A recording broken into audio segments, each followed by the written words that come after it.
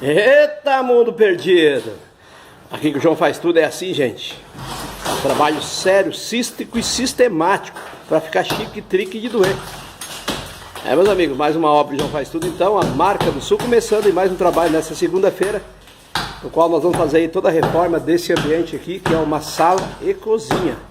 Vamos fazer aí uma lareira nova, trocar todo esse piso aí, retirar todo esse reboco dessas paredes, refazê-los todo ele, trocar essas portas, essa janela, essa forração aqui será toda ela trocada também.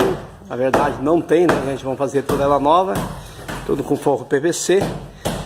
Esse piso aqui não será trocado, somente esse piso ali será trocado. E aqui, nessa extensão aqui, você vai acompanhar passo a passo.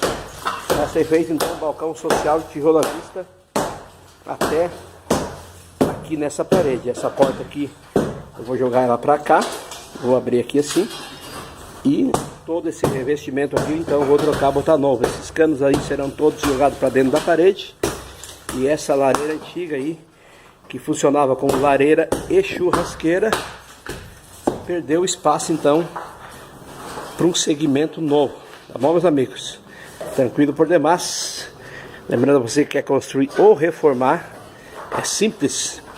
O WhatsApp do João Faz Tudo é o 81 50 24 29, né, gente? Código de área 54, Caxias do Sul. Tá bom, meus amigos? Um abraço, João Faz Tudo, a Marca do Sul.